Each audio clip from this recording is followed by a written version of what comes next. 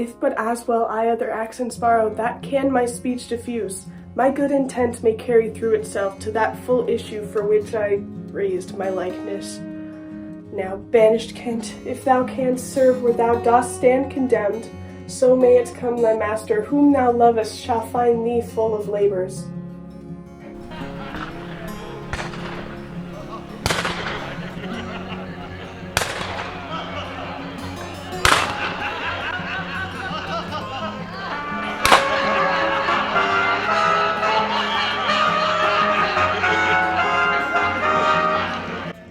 Let me not stay a jot for dinner. Go, get it ready. You, sirrah. A man, sir. What dost thou profess? What wouldst thou with us? I do profess to be no less than I seem, to serve him truly that will put me in trust, to love him that is honest, to converse with him that is wise and says little, to fear judgment, to fight when I cannot choose, and to eat no fish. What wouldst thou? Service. Who wouldst thou serve? You. What services canst thou do? That which ordinary men are fit for I am qualified in, and the best of me is diligence. Follow me. Thou shalt serve me. If I like thee no worse after dinner, I will not part from thee yet. Dinner, ho, dinner! Where's my slave, my fool? You, sirrah, where's my daughter? So please you. What says that fellow there? Call up, ho! Where's my fool, ho? I think the world's asleep. How now, where's that mongrel? He says, my lord, your daughter is not well. Why came the slave not back to me when I called him? Sir, he answered me in the most roundest manner. He would not. You would not? My lord, I know not what the matter is, but to my judgment, your highness is not entertained with that ceremonious affection as you were wont. It appears in the duke himself also, and in your daughter. I received a most faint neglect of late. I'll look further into it. Go you and tell my daughter I would speak with her. Go you and call hither my fool. Oh, you, sirrah, you, come you hither, sir. Who am I, sir? My lady's father. My lady's father? My lord's name, you horsey dog, you slave, you cur. I am none of these, my lord. I beseech your pardon. Do you bandy looks with me, you rascal? I'll not be struck, my lord. Nor trick neither, you base football player. I thank thee, fellow. Thou servest me and I'll love thee. Come, sir, arise, away, I'll teach you differences. Away, go to, have you wisdom, so. Now, my friendly knave, I thank thee. There's earnest of thy service. Let me hire him too. Here's my coxcomb. How now, my pretty knave, how dost thou? Sirrah, you were best take my coxcomb.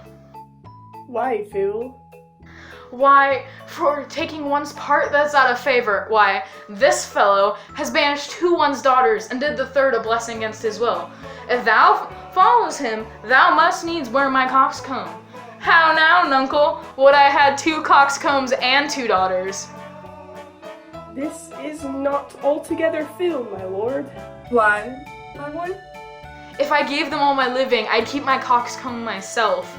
There's mine, beg another of thy daughters. Take heed, sirrah, the whip. Sirrah, I'll teach thee a speech. Do.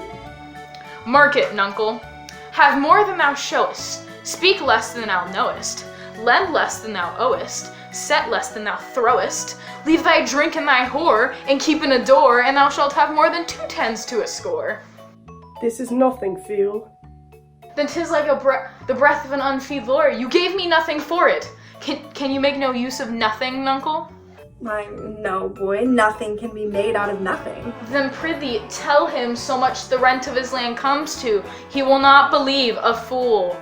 A bitter fool? Dost thou know the difference, my boy, between a bitter fool and a sweet fool? No, lad, teach me. That lord that counseled thee to give away thy land, come place him here by me, do thou for him stand. The sweet and bitter fool will presently appear, the one in motley here, the other found out there. Dost thou call me fool, boy? All thy other titles thou hast given away, that thou wast born with. This is not altogether fill, my lord. Give me an egg, nuncle, and I'll give thee 2 crowns. What 2 crowns shall they be? Why, after I've cut the egg in the middle, and eat up the meat, the 2 crowns of the egg. When thou clovest thy crown in the middle, and gavest away both parts, thou borest thy ass on thy back with the dirt. Thou hast little wit in thy bald crown when thou gavest thy golden one away. Fools hath ne'er less wit in a year, for wise men are grown foppish. They know not how their wits to wear, their manners are so apish.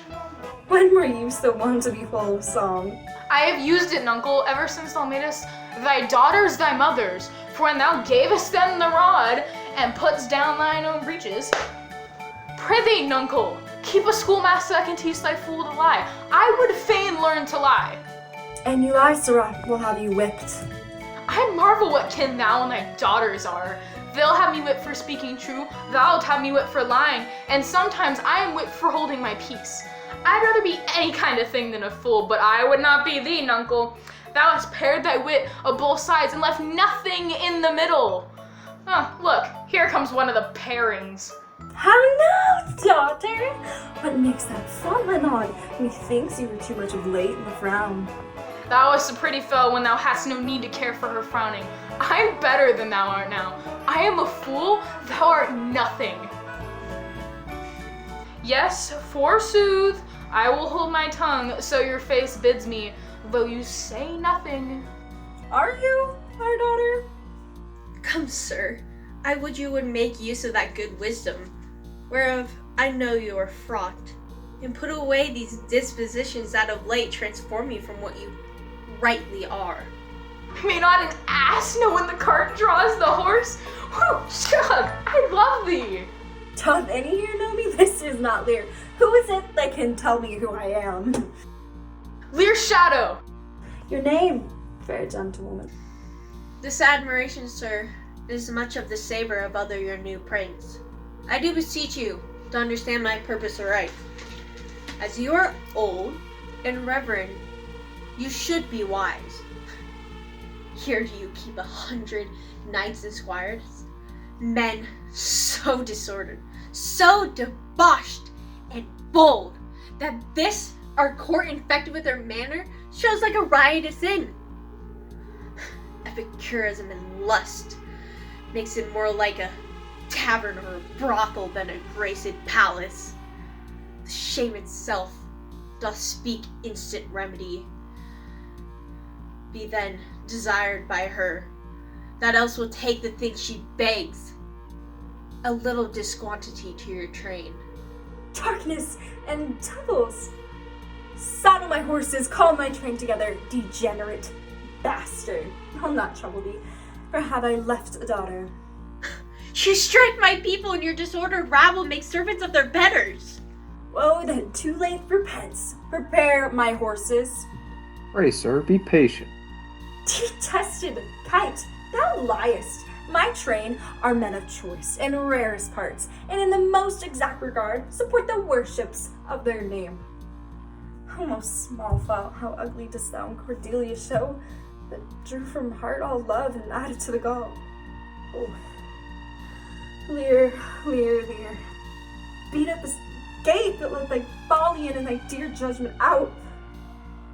Go, go, my people. My lord, I am guiltless, as am I ignorant of what hath moved you. It may be so, my lord. Hear nature here, dear goddess, here.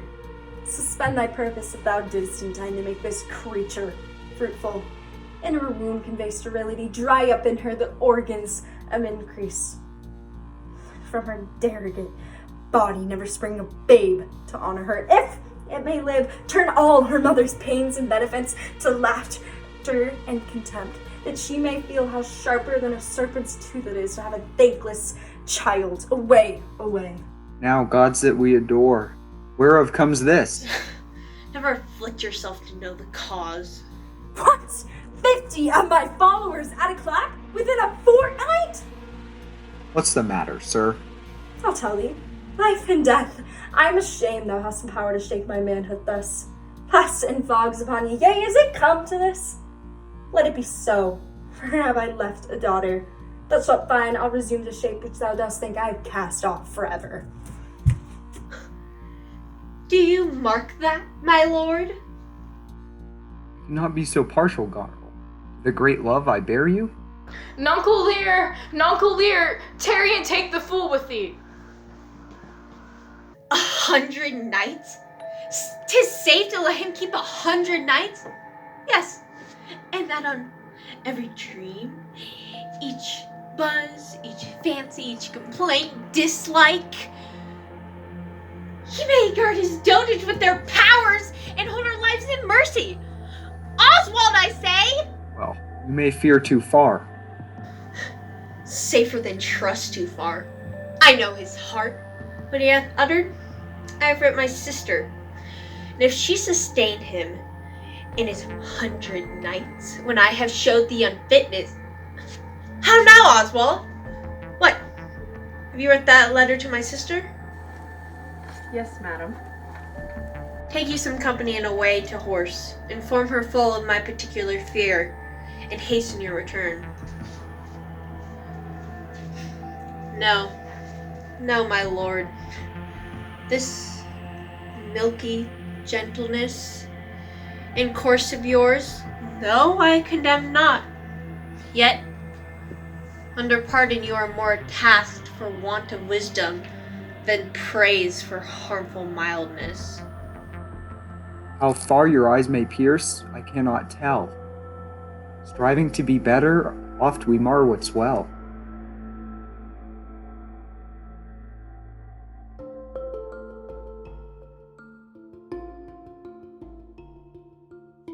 Go you before to Gloucester with these letters. Acquaint my daughter no further with anything you know than comes from her demand out of the letter. I will not sleep, my lord, till I have delivered your letter. Shalt see how thy other daughter will use thee kindly. Canst tell how an oyster makes his shell? No. Nor I neither, but I can tell why a snail has a house. Why? Why, to put its head in, not to give it away to his daughters and leave his horns without a case. Forget my nature. So kind, father. Be my horses ready.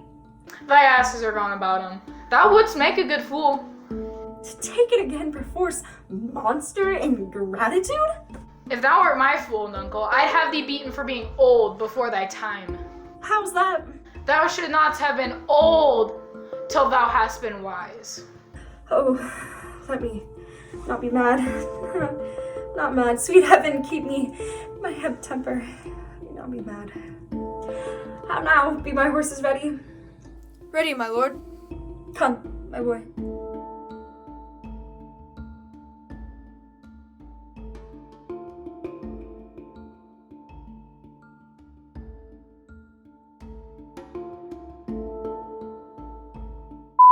Take you some company and away to horse.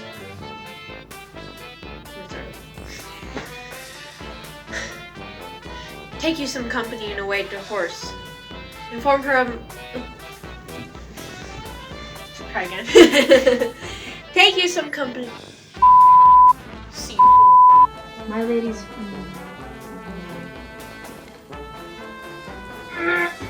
Who am I, sir? My lady's father.